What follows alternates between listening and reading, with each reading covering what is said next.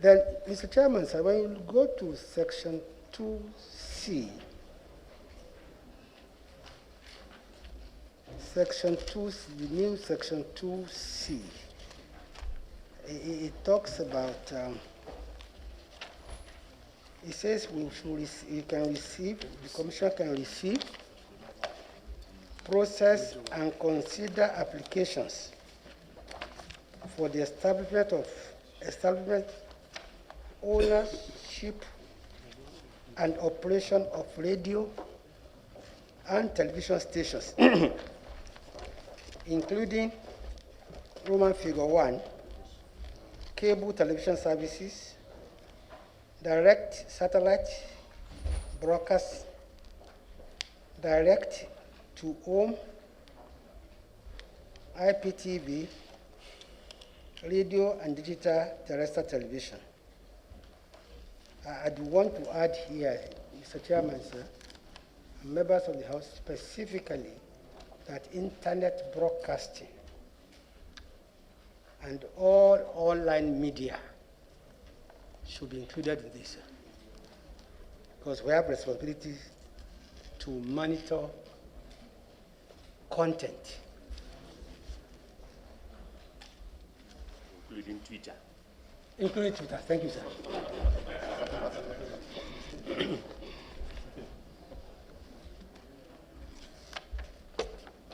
Mr. Chairman, sir, if I can move quickly to the proposed section 9. Section 9, sir. The new section 9, sir.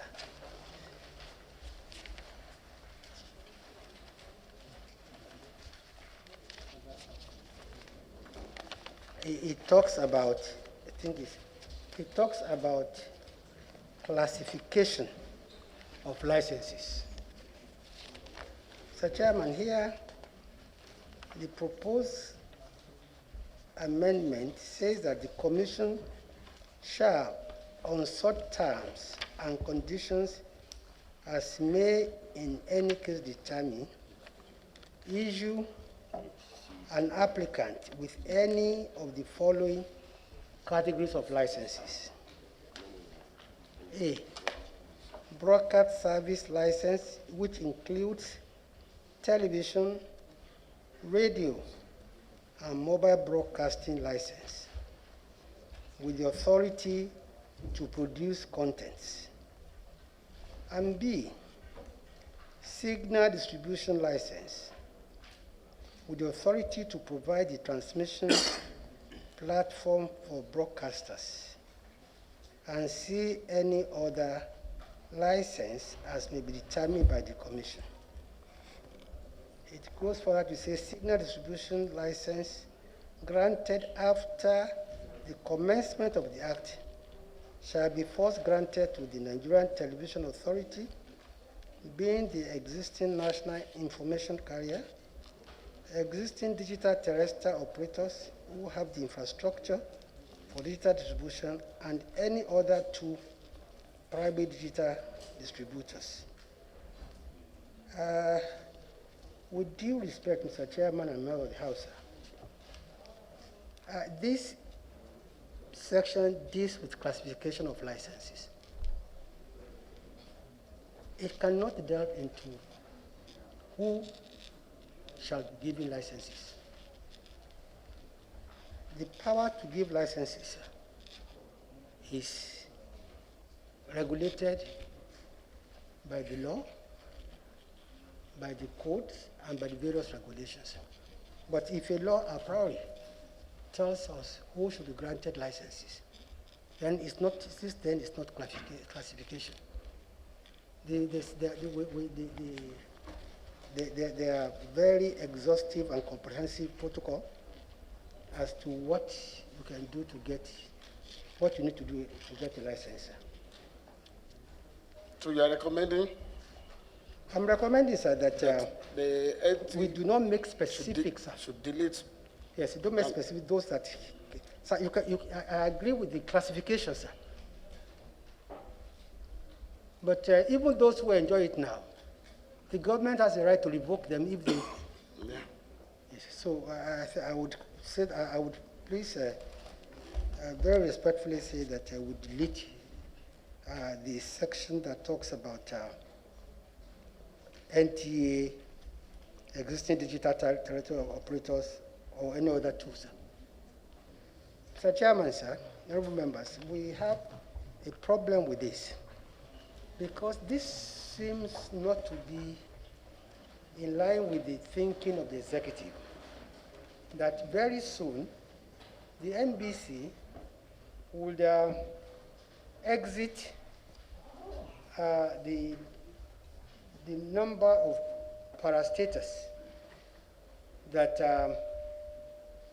whose salaries are paid by the federal government. In other words, very soon, NBC will need to be paying its own salaries and will have to pay for all its overheads and all its operations. So if that is the way the executive is thinking, then it will be a drawback. If we now pay everything into the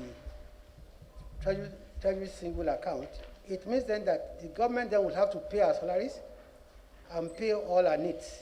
And this would defeat the objective of the federal government that certain parastatals should contribute more to the revenue of government.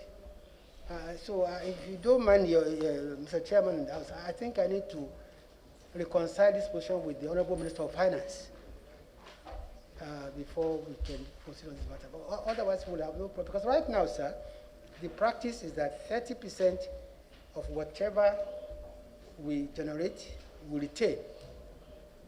And then 70% is paid to the central bank.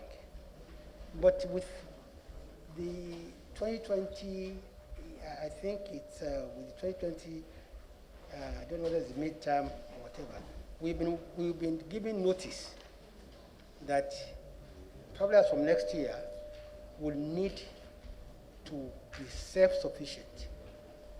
And we are no longer to be, we won't enjoy the privilege of our salaries being paid by government. We have to fend for ourselves. The gaps that we have recognized are actually gaps having to do with the independence of the regulator in this act. All over the world, the international standard is that the broadcasting regulator should stand as an independent entity, recognized in law as such, able to perform all the functions of a regulator. And that is not happening in Nigeria, and this law has not made such provisions. I'll quickly go into the issues that go with independence, the recommendations. Recommendation 1, sir. Section 21B should provide for the Commission the power to approve licenses without reference to other government organs, while Section 21C should be removed. 21B is the one that says the NBC should just be a post office, just to collect applications and not do anything. 21C is the one that says the minister and Mr. President should do the approval. So we are saying that one should be removed. The regulatory body should have the power to issue licenses. Number 2, sir. In Section 3, the board members should be properly designated as commissioners. Representatives of the State Security Service and the Ministry of Information should be excluded from membership of the board. Members of the board should be appointed by the president upon consultation with the groups that they represent and confirmation by the National Assembly. You must just have this oversight. Executive cannot be doing this alone. The appointment dates of the board members should be staggered so that they are there all the time. The membership of the board should include women, youth, and persons with disability, and ineligibility criteria for membership should be specified. My concern here is with HB 833, which seeks to grant the National Broadcasting Commission powers to regulate competition in the broadcasting industry. These powers have already been granted to the Federal Competition and Consumer Protection Commission by virtue of the Federal Competition and Consumer Protection Act, which gives that commission the exclusive remit to deal in matters relating to competition. For instance, Section 104 of that law says that in all matters to deal with competition, the provisions of that law will override the provisions of any other law except the Constitution. So why do we want to make laws now that are already overridden by a law that has been passed by this same National Assembly? The second point I would like to talk about is about price regulation. Price regulation would be relevant in a regime where there's government subsidy, so that participants in that industry will be able to recover their expenses. Digital TV is entertainment services. And the pricing there is a very, very, very complex gamut. People who are in that industry are very, very price sensitive, because if you fix a price that is too high, subscribers will unsubscribe or not subscribe at all. Secondly, if you put a price that is too low, participants in that industry will not be able to meet their bills, they will quit or cut corners. At the end of the day, who suffers? It is the consumer that suffers, because the quality, quantity, and variety of service that is necessary will be absent.